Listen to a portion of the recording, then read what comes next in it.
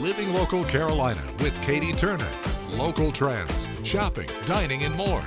This is Living Local Carolina. Well, thanks for joining us today on Living Local Carolina. I'm Katie Turner, and I'm joined in studio with Coach Shanice. How are you doing? I'm great, thank you. Absolutely. So let's talk about what you do. You're a coach. What does that mean, really? So I am a coach, yes. First, I'm a health coach, so I help people get healthy. I own a business, it's called Glow Up Wellness, and what we do is transform people's lives through nutrition. All right, how'd you get into this field in the first place? We all have a story, you know. Yes, so I decided one day that I needed to lose some weight. Okay. I had hit a wall and I thought I need to change my life, and I did. I decided to, eat healthier, do some more working out, things like that. And it kind of led to a passion about it. So I'm like, if I can do this, I ended up losing over 80 pounds.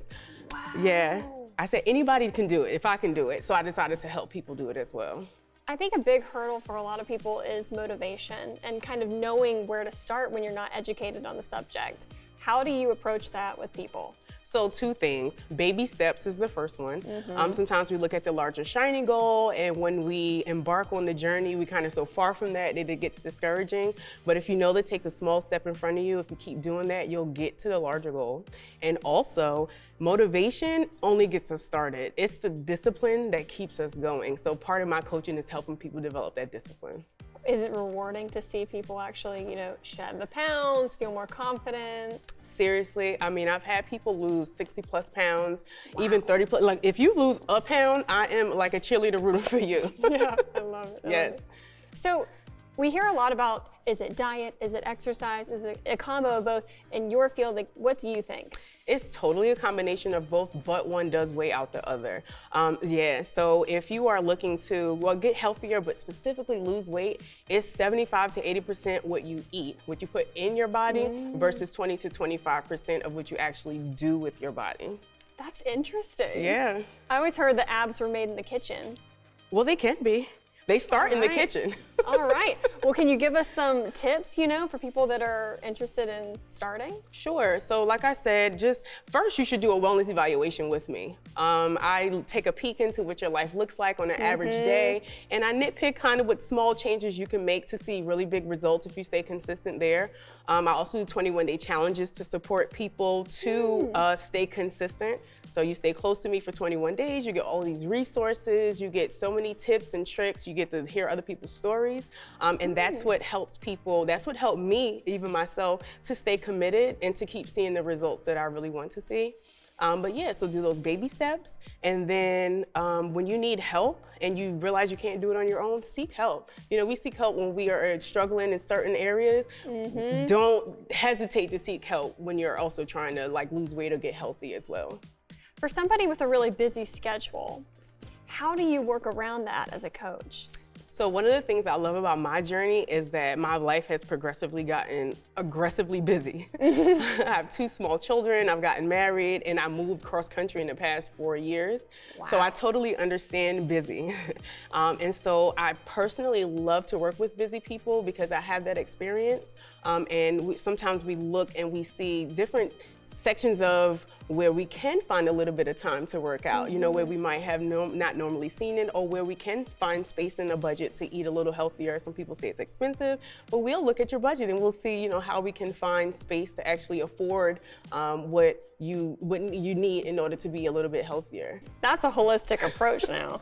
I'm with it. That's the whole point of what I do, because one mold does not fit everybody. We have different lifestyles, we have different things about us, we have different ticks and triggers, and we love different foods. And my goal is to look at people's lives individually and provide a personalized plan. Love it. So if somebody's interested in getting connected with you and getting started, how can they do that?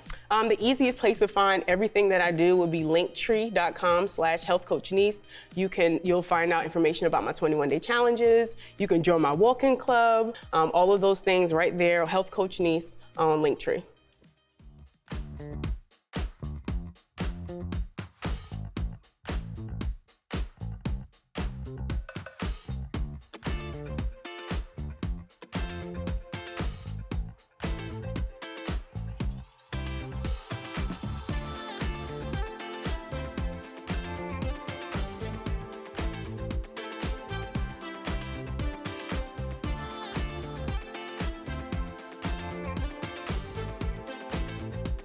We'll be back right after this break with more Living Local Carolina.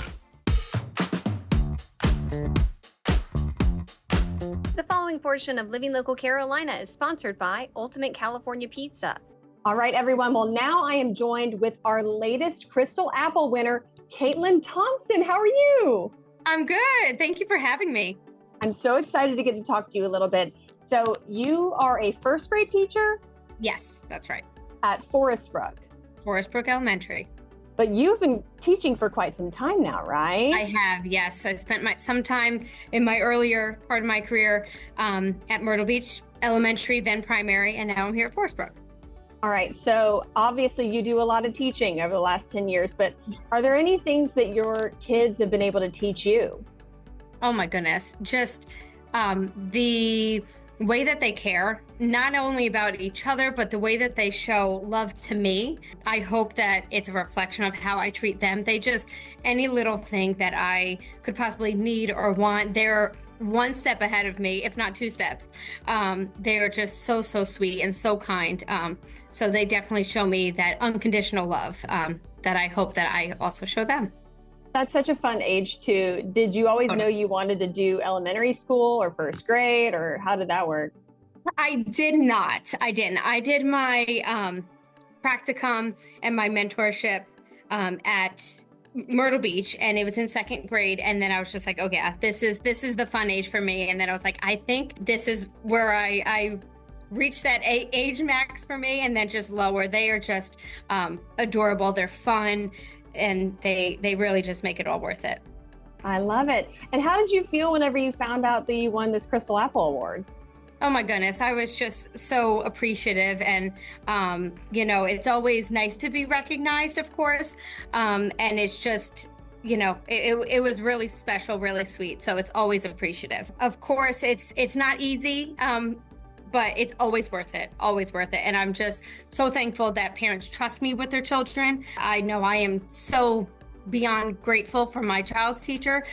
So I appreciate them giving me the opportunity to, teach and hang out with their kids all day. Perfect. Well, congratulations again. Thank you so much. This portion of Living Local Carolina was sponsored by Ultimate California Pizza. Well, we have got our apron on today because we are at the Art Museum of Myrtle Beach. I'm joined by Colin. How are you? I'm good, how are you? I'm doing awesome. Let's go ahead and get into it. What are we doing today? So today we have these stuffed paper sculptures of musical instruments. It's inspired by our exhibit, Lifting Black Voices. We have one of the galleries in the show has an entire gallery full of paintings and artwork that is inspired by jazz and music. So this is a pretty simple project, but still it gives you really cool results. So the first step for this is you're going to print out either some type of musical instrument, it could be whatever you'd like. We have some tubas here. And after you print them out, you're going to cut them out. And then you're going to get another sheet of paper and you're going to trace the outline of the instrument. Okay. So you just go around. And it doesn't have to be nice and neat. You can do it a little quick, you can do a little sketchy, which I like to do.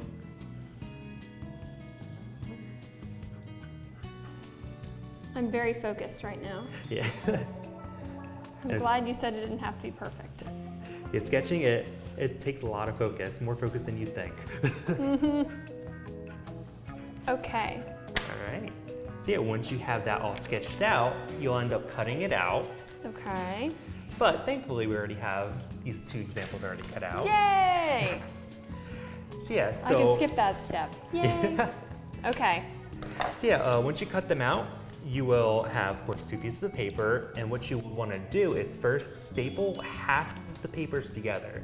So I did it kind of a little strategic spot so we can still kind of have some areas where we can end up stuffing the paper in there. So I did some like at the top, and I just did some of the sides too, leaving openings up here and also here at the bottom as well. But after you get it stapled together, you get to decorate it. And Okay. of course, this is completely up to the artist how you would want to decorate it, using whatever colors, whatever types of patterns. It's completely up to you. Let's do it.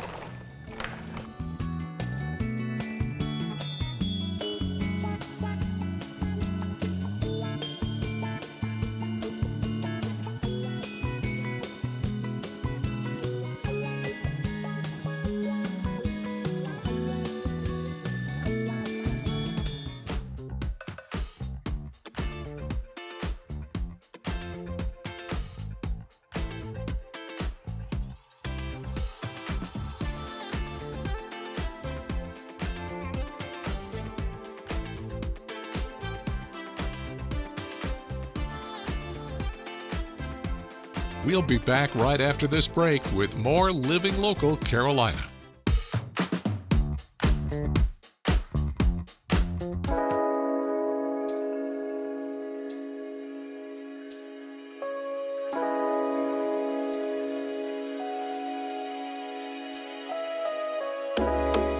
Well, I am in Jeep heaven today. I'm joined by my new friends, including Jody Lynn, who is from the Dirty Myrtle Jeepers. Yes. How are you doing? I'm doing great. How are you today? I'm doing wonderful. Why don't you help me introduce these other lovely ladies we have right here? Absolutely. This is Mary Ellen Pelton, and she is with the Carolina Coast Jeep Club.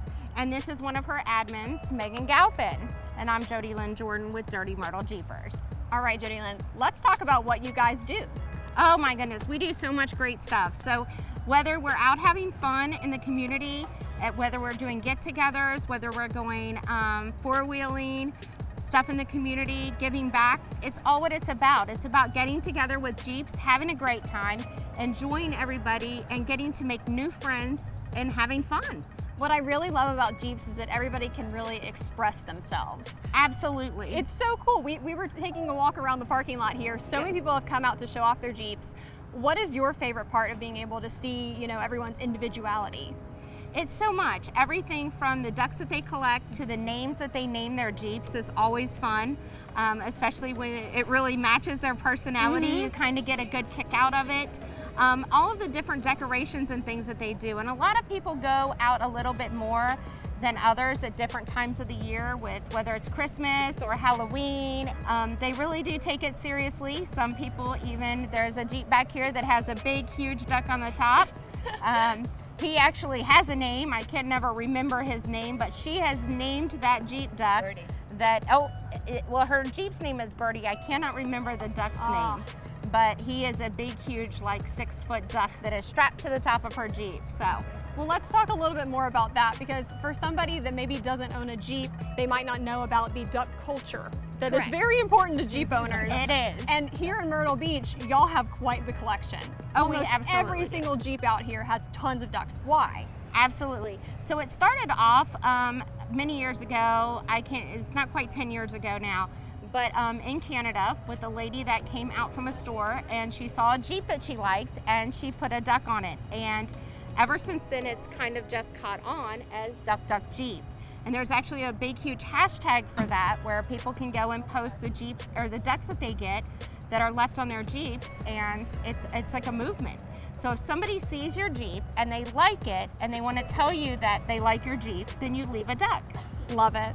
I mean, so how much can fun. that not make your day? Oh, it absolutely does. And they're very, very unique ducks as well. Absolutely, they're very different. And it's kind of strange to see some of the ones that are so different, because you don't even know where they get them from, that they're so unique and so different. And people actually really look for the more unique ducks, and that's what they buy.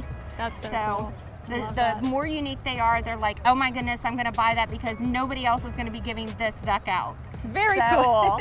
Well, for somebody, so you guys, I'm sure, have people who are more novice Jeep owners as well as veterans, people who have had Jeeps for 20 plus years. Right. What does the process look like to join one of these clubs and start hanging out with y'all? Absolutely. So we are on Facebook under Dirty Myrtle Jeepers, and they are also on Facebook under the Carolina Coast Jeep Club. So you can just send us a request to join our group. Most of us have a couple of questions that you have to answer that says that you have a Jeep. It doesn't matter whether it's a Jeep Wrangler or a Gladiator. You can have any kind of Jeep. And then at that point, you'll go ahead and come into our group. But we always have lots of events planned. We plan events constantly. Yeah.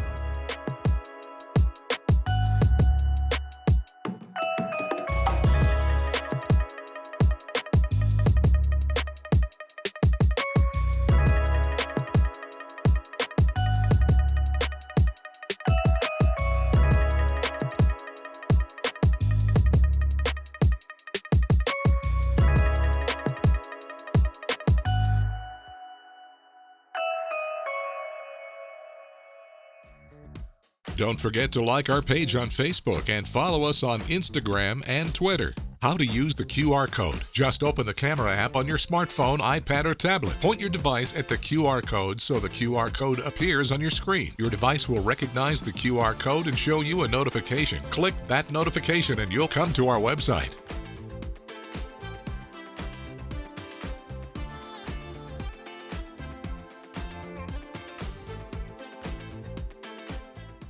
Living Local Carolina, weekday mornings at 9:30 on WBTW News 13.